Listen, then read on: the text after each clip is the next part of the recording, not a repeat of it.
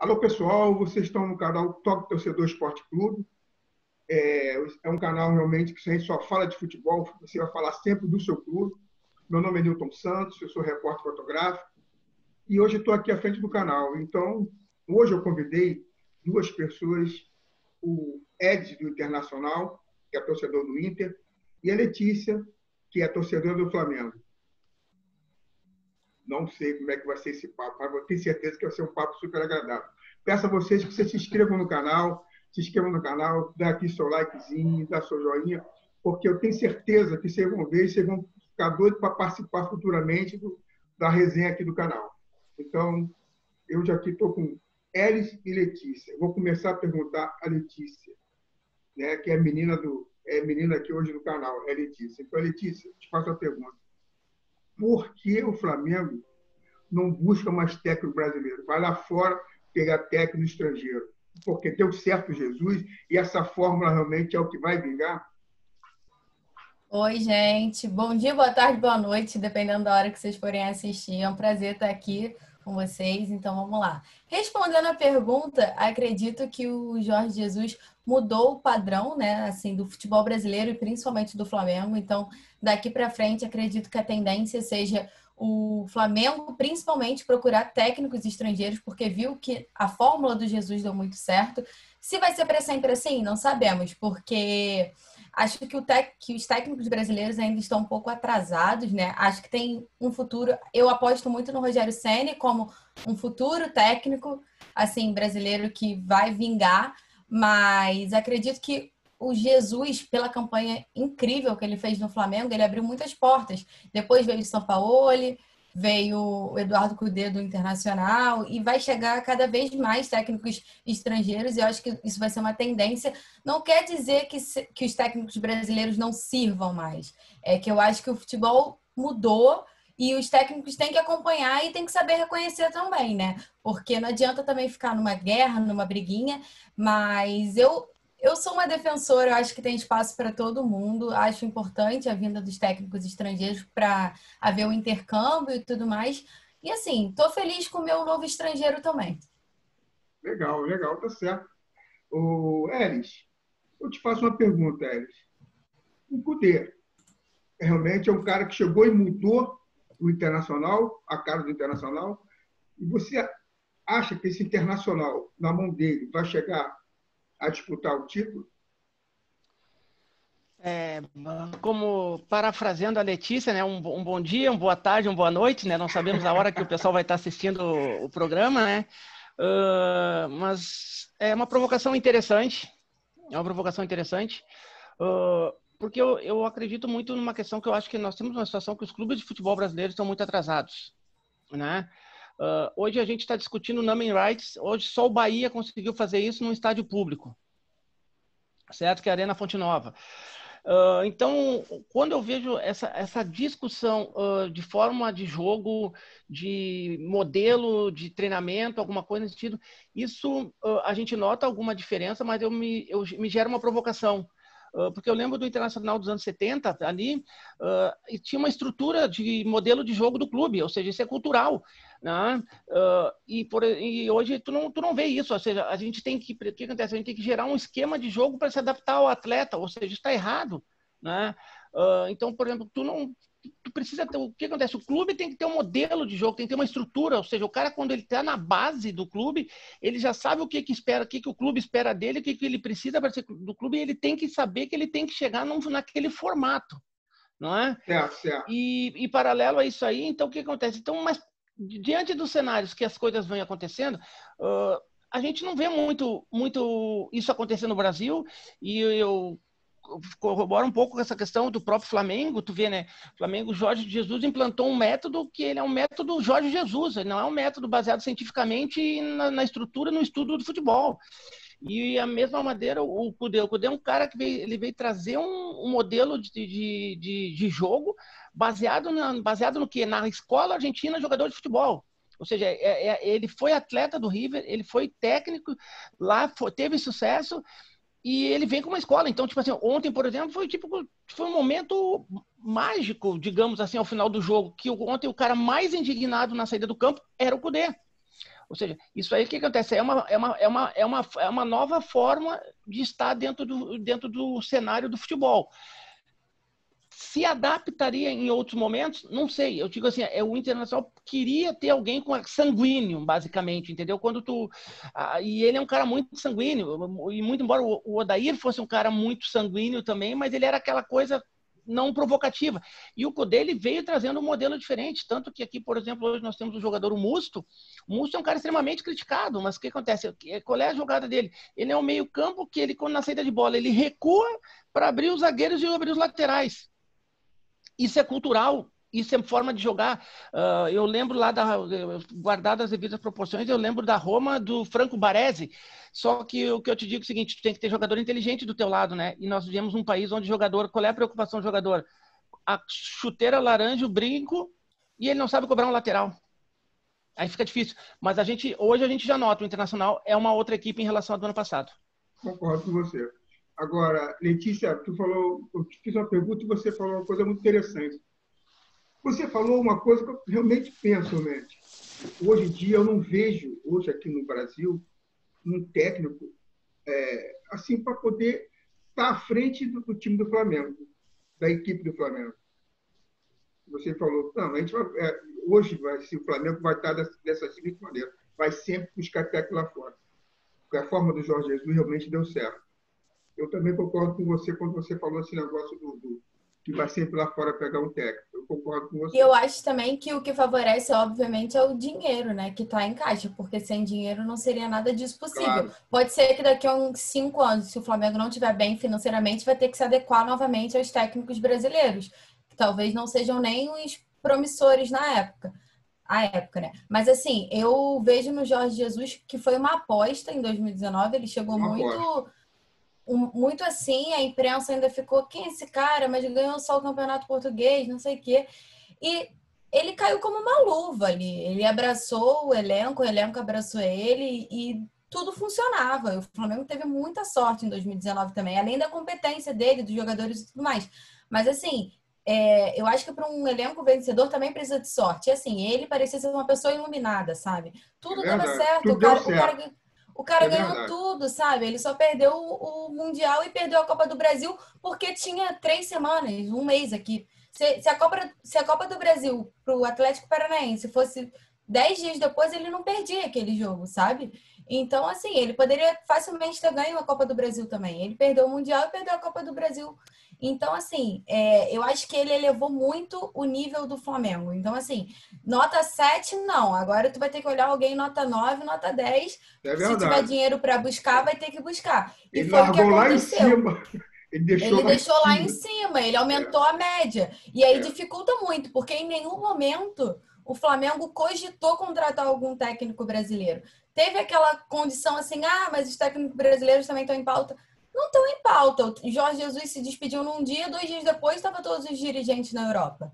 Isso é uma coisa importante também de ressaltar, que a diretoria do Flamengo ela consegue repor as coisas muito rápidas, né? Então, assim, já foi para a Europa e fez igual a entrevista de emprego, né? RH. Entrevistou 5 treinadores, não me lembro, 4 ou assim, entrevistou todos que se adequavam às primeiras ideias e foi fazendo uma média. Chegou ao final com um Domi, que chegou também muito... mas ele era só auxiliar do Guardiola, treinou só o New York... Chegou também da mesma forma que o Jorge Jesus, mais para lá do que para cá. Demorou a emplacar, assim como o Jorge Jesus. Se vai ter a trajetória vitoriosa no mesmo parâmetro que o Jorge Jesus, acho difícil. O Jorge Jesus perdeu menos do que ganhou título. Ele ganhou mais título. Ele tem mais títulos do que derrotas. Então, assim, acho muito complicado algum técnico, qualquer técnico, ter um parâmetro, uma média igual a ele. Mas acho que o Domi vem para fazer um bom trabalho também, entende? Agora, Elis, eu te faço uma pergunta. O Cudê realmente é um técnico que você vê que ele tem qualidade. Você vê que ele tem qualidade. Não é no Campeonato Brasileiro, mas desde o Gaúcho, que ele chegou aí no Campeonato Gaúcho, você vê que realmente o Internacional tem o dedo dele. Tem a característica dele. Ele assim, é um cara que botou no Internacional a maneira de jogar, ele.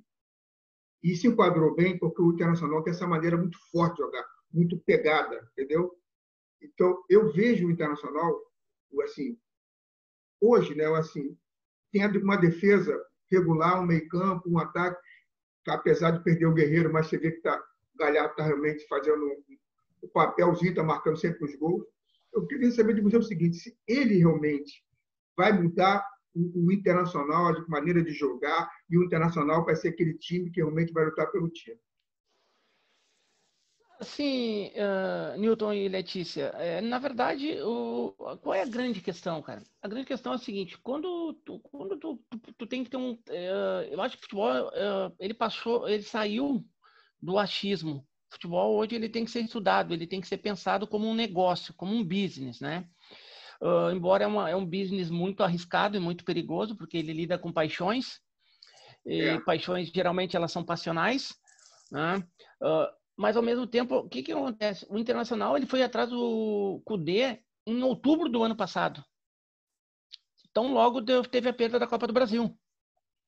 Então o que acontece? O Kudê chegou no Beira-Rio, por exemplo, conhecendo mais a categoria de base do que as pessoas que estão lá há 5, 6, 7, 10 anos. Certo? Ele conhece, ele veio conhecendo mais. Só o que acontece? Ele entrou num momento, o que aconteceu? Ele chegou em janeiro, nós começamos a nossa pré-temporada ali 8 ou 9 de janeiro, dia 21 ou 22 já começou o Campeonato Gaúcho, nós no início de fevereiro nós tínhamos a pré-Libertadores, ou seja, ele pegou os caras voltando das férias, né? Pegou o cara voltando das férias, ou seja, tipo assim, e tu vê que o troço vinha num crescente. Só que daí, quando aconteceu? Quando deu a pandemia, a pandemia foi ruim para todos. Foi ruim para todos, mas tipo, para quem já estava com trabalho de continuidade, o impacto dele acaba sendo menor. Né? Então, nós estávamos, tipo assim, eu estava fazendo uma questão de construção ainda, né, cara? Isso aí é mais ou menos aquela coisa. Tu está construindo uma casa, deu um temporal, tu vai ter que olhar como é que está a base para poder continuar, né? E foi o que a gente precisou fazer. A gente está fazendo esse trabalho, mas, por exemplo, se tu pegar o jogo contra o Santos aqui no Beira-Rio, certo? O Internacional foi criticado porque qual foi a estratégia do Kudê? O Kudê, ele é um cara que lê muito bem o jogo. Às vezes eu noto que às vezes parece que a torcida quer uma substituição num período mais rápido e nem sempre é possível. Mas tu nota, por exemplo, a leitura que ele faz do jogo. Por exemplo, o jogo contra o Santos tem 2 ou 3 atacantes velocíssimos. Qual foi a estratégia do Kudê? O Kudê deu a bola para os caras. Ou seja, os caras tiveram 70% de posse de bola, deram 2 chutes a gol do Internacional. Ou seja, isso é trabalho do técnico, isso é leitura, isso é entendimento de jogo. Então, tu já nota que tu tem um processo estruturado dele. Claro, por exemplo, hoje, tipo assim, a gente vê, o Galhardo está dando a resposta, independente mesmo com a função da lesão do Guerreiro. Só que tipo assim, ele está complementando, porque na verdade são 2 coisas muito distintas. Então, por exemplo, o Guerreiro que está no Internacional hoje não é o mesmo que teve passagem nem pelo Corinthians nem pelo Flamengo. É um cara dedicado, é um dos primeiros caras a chegar ao treino. Ou seja, por quê? Porque aqui mal quer não queira, a nossa aldeia é menor, né, gente? Então, tipo assim, aqui a chapa esquenta, essa coisa não é muito tranquilo. Tipo, aqui vizinho denuncia que tá tendo festa no apartamento do cara, e daí no outro dia o cara treinou mal, os caras já vão para cima já vão cobrar isso aí, né? Então, mas de toda forma, tu vê que o time está mostrando uma mudança de identidade, certo? Eu fico bem feliz com isso, mas eu ainda insisto que eu sonho, eu almejo que um dia os clubes de futebol brasileiro tenham dentro da sua gestão a questão da cultura de jogo. Por exemplo, esse dia eu estava vendo na Netflix o Match Day, que é a história do Barcelona. A história do Barcelona. Aquilo ali, quem gosta de futebol, eu sugiro todos assistirem aquilo ali. Cara, na categoria de base, o cara já sabe como é que ele tem que jogar. No profissional, isso é verdade. Ele já sabe o que o clube espera dele, porque o clube está demandando um investimento nele. Então, ou seja, ele já tem uma estrutura, ele já sabe como o clube chega lá e se comporta. Não está certo, não está bom? O seguinte, colega, o senhor está convidado a se retirar. Um abraço. Simples assim, entendeu? Então, e o Kudê é um cara bem... Tu vê que ele é bem rígido, né? Tu vê que ele tem uma questão rígida e o time está respondendo a ele. Claro que nós somos um time que temos muita carência de elenco, nós não somos um time rico, nós temos déficit, ou seja, nós estamos nos remontando, né, cara? Então, tipo, esse era um ano que talvez a gente fosse chegar ao final do ano aí com déficit de 10, 11 milhões, 8 milhões por aí. Uma pandemia não se calcula em 30, entendeu? Então, algumas coisas são mais difíceis. Ou seja, por exemplo, ontem estreou o Abel Fernandes, aquele cara. Ontem, o cara em 3 minutos ele entrou, deixou o colega lá pifado, salvou um gol. E, tipo, salvou um gol. É mesmo. Salvou um gol. Eu fiquei chocada quando eu vi o lance. Eu falei, caraca, o cara entrou hoje e salvou um gol. Eu até achei que fosse o Patrick. Uhum. Porque, assim, vendo de longe, eu falei, pô, o Patrick, até faria mais sentido, né? Mas não foi, não. Eu fiquei chocada na hora que eu vi o replay. Entendeu? Então, a gente nota a mudança. Foi contratado para marcar, né? E salvou. Ele salvou, estreou assim, ia mudar o jogo. O último lance, né? Eu acho. Seria 2. Nós estaríamos... Então, eu noto uma mudança, cara. Eu noto uma mudança na forma de jogar. Agora, eu tenho uma coisa rapidinho para falar. A gente está falando de 2 clubes que têm técnicos estrangeiros, né? E uma coisa que é muito complicado para lidar com técnico estrangeiro aqui é que ninguém vem para cá querendo ficar muito tempo. É verdade. Então, assim, o Jorge Jesus veio para cá e já pensa... O contrato dele, ele poderia sair de graça até dezembro, sabe? O de 2019. Aí ele não, resolveu ficar, porque ia disputar o Mundial, Supercopa do Brasil, Recopa Sul-Americana, resolveu ficar. Mas também foi embora logo depois. Não acho que ele talvez fosse embora por a proposta do Benfica, enfim, tudo mais. Assim, mas se não fosse naquele momento, ia agora em dezembro, entende? E não, o Domi já veio com um discurso diferente, né? Ele chega na apresentação e ele comenta que ele tem esse projeto de ficar feliz no clube, se ele ficar feliz no clube, ficar 2, 3, 5 anos. O que é muito difícil para um clube brasileiro manter um técnico tanto tempo. Porque não, e nem só estrangeiro, principalmente estrangeiro. Mas assim, os técnicos brasileiros, quais técnicos têm mais de 3, 4 anos num clube? Só o Acho Renato. que só o Renato, Gaúcho, exatamente. Só o Renato Gaúcho e assim, já tá por aqui também, a torcida do Grêmio com ele. É verdade. Domingo agora se perde e já tá com a cabeça aqui, ó. Exatamente. Então, assim, é muito complicado para um técnico vir para cá para fazer um projeto curto também. Porque você já chega... O Domi, por exemplo, tem 8 partidas. Nas 3 primeiras, tinha gente que já estava pedindo a cabeça do técnico. O cara chegou ontem, gente. Tipo assim, o primeiro jogo dele, ele tinha 6 dias no Brasil. É que isso é um problema, né? Isso é um problema, né, cultural, que a gente não tem uma ciência. É problema e tudo cultural mais. do clube. Foi o que você falou sobre... Eu citei justamente isso porque você falou sobre o programa da categoria de base, né? Que os atletas da base já têm noção de como o clube quer que jogue no profissional e tudo mais. Isso vai muito também da linha do técnico, né? Porque isso aconteceu no Barcelona quando foi implementado isso com o Guardiola e o Domi numa parte sobre como foi implementado e subir para subir. Só que isso não acontece aqui no Brasil, foi o que você disse. Isso é uma carência da nossa categoria de base que reflete muito no profissional também. Porque se o profissional e a categoria de base, consequentemente, tivesse uma linha de jogo, uma linha de raciocínio, seria muito mais fácil manter o técnico. Mas não tem. Então é muito complicado. Aí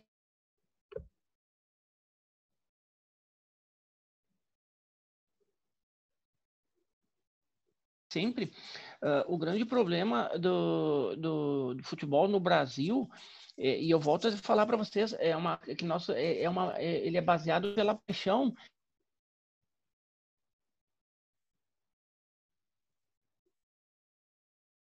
As coisas se reverberam muito rápido, né? Porque tu pega, por exemplo, o Jorge Jesus, por exemplo, que eu acho que ele deu muito mais sorte no Flamengo do que ele tinha toda essa competência. Certo? Mas eu acho que por quê? Porque era uma coisa que é o seguinte, ele chegou no Flamengo, por exemplo, e ganhou um Rafinha e um Felipe Luiz. E um Gerson. Não, o elenco ajuda completamente, né? Assim, entendeu? Não tem como, é difícil não jogar bem. E a parada fez muito bem. Só que eu digo assim, ó, tu para ver, eu te digo de verdade, o Cudê aqui em Porto Alegre já estava sendo contestado após o Grenal, que a gente foi eliminado nos pênaltis. Sim. Mas aí é um campeonato à parte, né? É complicado isso. Ele ser justamente condenado por causa de um Grenal, né? Que para vocês é um campeonato completamente à parte. A gente aqui no Rio não sente muito isso. Mas para vocês o técnico tá bem. Perdeu um Grenal, não serve. É muito complicado essa imprensa e a torcida também. Tinha um dirigente aqui no Rio Grande do Sul que foi presidente do Internacional, foi dirigente do Internacional e ele dizia que o Grenal ele arruma ou desarruma uma casa, né? É verdade. Ele disse que no Mas momento de isso crise mesmo. no momento de crise a única saída no momento de crise é ganhar um Grenal, não é? Ó, agora, Elise e Letícia, eu faço a pergunta para vocês. Sobre a Letícia e depois o Elise. Você está vendo o time do Flamengo subindo de produção? Tu acha que o time do Flamengo pode conquistar esse Campeonato Brasileiro? Assim que a Letícia respondeu, eu queria que o Elise também respondesse. Eu acho que tem total condições e total capacidade. O elenco é muito superior aos demais. É muito complicado você olhar um elenco no papel que seja tão bom quanto o do Flamengo. E acho que as primeiras rodadas não foram nem um pouco favoráveis, porque era justamente a chegada do técnico. Foi o que eu comentei. Ele treinou nem uma semana e já foi para o primeiro jogo. E aí perdeu para o Atlético Mineiro, tomou uma goleada do Atlético Goianiense, ganhou do Curitiba. Aí já dá uma respirada. Aí empatou com o Grêmio, aí depois o Botafogo, ou antes, não me lembro da troca. Então, assim, eu acho que com o tempo, ele não teve tempo, né, para treinar. Ele teve tempo, uma semana de treino, que foi no meio desse período. Então, assim, nessa uma semana de treino, acho que ele conseguiu passar as ideias dele, da forma que como é que ele pensa o futebol, porque, assim, ainda que você fale, mas tem um time montado de 2019. Não é o mesmo técnico, as pessoas já conhecem o time de 2019, todo mundo já sabe como é que o time de 2019 jogava, então você precisa renovar de qualquer forma. Então, até ele implementar as ideias dele, a ideologia de jogo, essa questão do rodízio, que é uma coisa que ele bate muito na tecla e tudo mais, vai demandar um pouco de tempo. Já estamos vendo alguns resultados, né? Mesmo que um pouco assim, a partida contra o Bahia foi uma partida muito boa. Mas você vem jogar aqui contra o Fortaleza, já não foi uma partida tão boa assim. O Flamengo foi melhor? Foi. Mas assim, não foi uma partida nível partida do Bahia, que foi muito boa. A partida do Bahia lembrou o Flamengo de 2019, o Flamengo de Jorge Jesus. Só que também você leva o gramado do Maracanã, que tá horrível. Todo mundo tá reclamando. Que não tem como jogar um bom futebol. Não tem como jogar um bom futebol no gramado péssimo. Mas falando no decorrer, eu acho que o Campeonato Brasileiro é um campeonato muito longo e um campeonato muito regular, porque dá para você recuperar pontos. É diferente de um mata-mata, é diferente da Copa do Brasil, até de uma classificação de grupos da Libertadores. 3 vitórias te bota lá em cima, isso é verdade. 3 vitórias e um empate do adversário que está concorrendo com você já te coloca lá em cima. E são 38 rodadas, é muita coisa. Até janeiro, né, que eu acho que acaba. Então, assim, apesar do Flamengo ter outras competições, né, como a Libertadores e a Copa do Brasil também, eu acho que tem um elenco que dá para segurar as 3 competições, que foi o que aconteceu ano passado. Porque vai chegar um momento que quem não tem reserva não vai conseguir. Porque você vai, por exemplo, os reservas do Grêmio não são tão bons assim. Então, não tão bons que eu digo assim, uma rotatividade e manter o mesmo nível. Então é muito complicado quando você chegar a Libertadores, porque aí entra naquilo que o Renato sempre faz, poupar o jogador ou não, e aí deixa o Campeonato Brasileiro de lado. O que não aconteceu com o Jorge Jesus e acho que não vai acontecer com esse Flamengo de 2019. E no papel, o Flamengo é bem superior à maioria, né? Então, eu acho que ainda tem condições de ganhar, sim, o campeonato. Não acho que vai ser tão tranquilo, mas acho que dá. Ainda tem confrontos diretos também. Tá muito no início, né? 8ª rodada ainda. Você ainda vai pegar o... Ainda vamos pegar o Internacional. Vai. Eric. Cara, sinceramente, eu confesso a vocês que acho que vai ser um campeonato, talvez um dos campeonatos mais disputados dos últimos anos. Isso é bom. Certo? Vai ser um dos campeonatos mais disputados nos últimos anos. Eu acho que a gente emerge aí umas 7 ou 8 equipes que podem postular o título. Eu acho que o Flamengo sai na frente com o elenco. Eu acho que ele sai na frente, sim. Acho que nós temos aí um Palmeiras, temos um Inter, temos um Grêmio, temos um São Paulo. Certo? Talvez o Santos, o Atlético Mineiro. Certo? E tu para por aí. E aí existe uma coisa que no futebol as pessoas não levam muito a sério, mas existe uma coisa chamada planejamento, né, cara? E planejamento é aquela coisa seguinte, o que eu sempre digo para os meus amigos? Tu tem que pegar o seguinte, tu tem que fazer uma conta dos times que subiram da Série B, que sobem 4, certo? Tu tem que fazer 16 pontos, na pior das hipóteses, fazer 12. Essa é uma lógica que tu tem que fazer. Tu tem que, tipo assim... E os caras que estão abaixo da tabela, jogo de 6 pontos, tu tem que fazer no mínimo 4. Ganhar em casa e empatar fora. Essa é a matemática do jogo. Essa é a matemática do jogo. Ou seja, tu tem que planejar. Então, o que acontece? Nas primeiras 10 rodadas, qual é o teu planejamento? Nas primeiras 10 rodadas, tu disputou 30 pontos, tá? Nós estamos falando aí em torno de 25%, um pouco menos do campeonato. Tu disputou com 30 pontos. Qual é o teu planejamento nesses 30 pontos? 22, 23, 24? Essa é a média que tu vai ter que fazer. E depois fazer a conta de chegar lá na 10ª partida, ver a média dos pontos disputados, quantos foram ganhos efetivamente, para ver onde é que tu vai te encaixar nisso aí, né? Mas, de toda forma, acho que esse ano nós teremos mais forças a disputar o título. Mas ressalto que eu acho que a qualidade técnica do elenco do Flamengo ela é superior. Não é qualquer time que pode chegar ao luxo de deixar o Diego no banco. Esse Flamengo é muito forte. Tira o Diego, tu tem o Diego. Entendeu? Tu tem um Diego, tu tem uma Arrascaeta, tá? Tu tem uma meia dúzia de cara ali que são diferentes. Tem muita aí, qualidade. Tipo assim, já pega... Você lembra do Flamengo? Vou brincar aqui, mas eu acho que tem mais de meia dúzia que é diferente. Acho que temos mais. Esse elenco do Flamengo tem muita qualidade. Mas, por exemplo, o time do Flamengo consegue fazer o Rodrigo Caio jogar bola. Deixa o meu zagueiro de condomínio. Tu entendeu? Ele consegue fazer o Rodrigo Caio jogar bola. Tu sabe, tu vê, ou seja, porque tu pega aquela meia cancha dos caras, o William Arão, Bruno Henrique, Gerson, aqueles caras. Tem o Thiago. Muita qualidade. Tem o Thiago, né? Thiago Maia. Mas eu acho que. Belíssimo jogador. Não, mas eu acho que o que mais assim difere o elenco do Flamengo, assim, falando individualmente das peças, uma coisa que me chama muita atenção é o Pedro. Porque o Pedro ele seria titular em qualquer time do Brasil. Você imagina o Pedro. Você imagina o Pedro no time internacional. Você imagina o Pedro no internacional. O Pedro é o centroavante aquele? Guerreiro.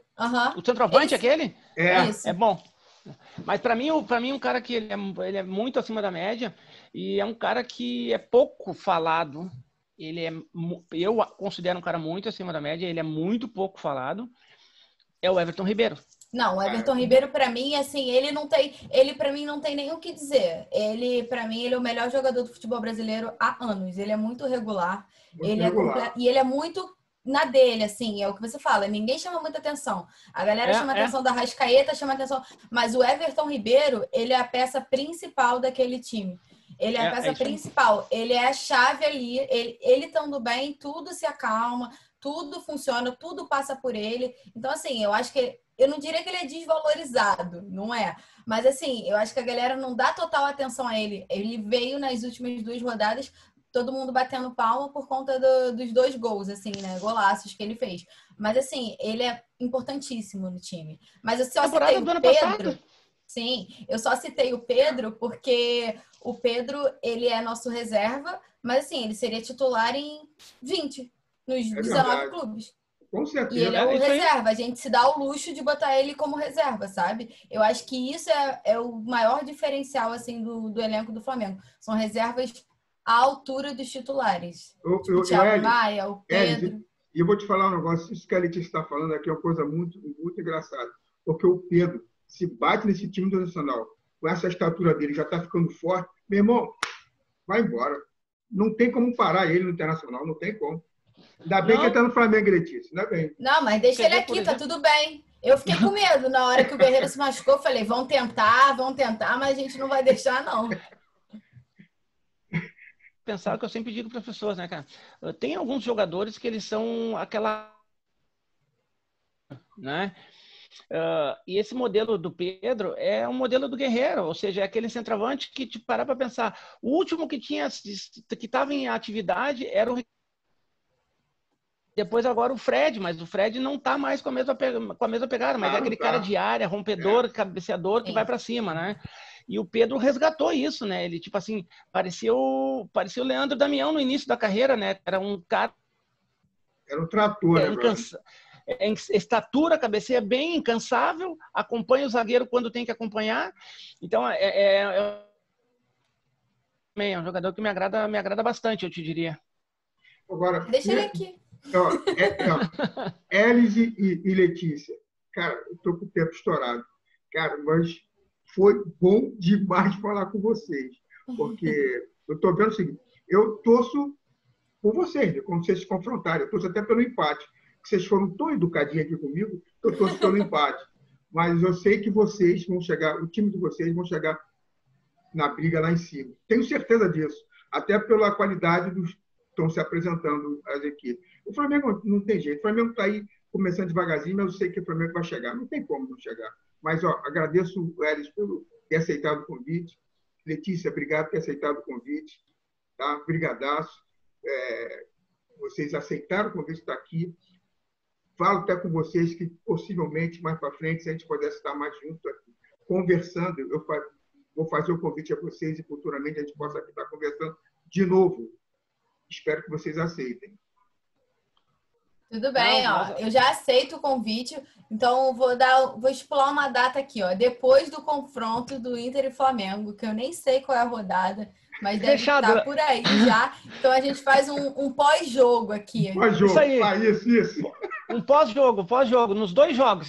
Nós mesmos já nos convidamos. É isso. Os 2 jogos, nós vamos fazer o pós-jogo. Isso. Nós mesmos já pautamos. Já faz o resumo dos melhores lances, daqueles lances duvidosos. É isso. Certo. E, Letícia, nós mesmos já pautamos o programa para os próximos... Pronto, já pautamos o programa para os próximos 2 confrontos do Inter e Flamengo. Vamos ver se vai relembrar aquele da Libertadores do ano passado, né? Quem sabe? É isso aí, quem sabe. Ó, brigadaço. E peço a vocês que estão vendo aqui que vocês possam se inscrever no canal, dar seu likezinho, deixar seu contato para futuramente também estar falando com vocês. Que o papo é sempre agradável, um papo assim. Obrigado, Elis, obrigado, Letícia. Tudo de bom para vocês. E até a próxima, hein? Até o pós-jogo. Até o pós-jogo. Um abraço para vocês.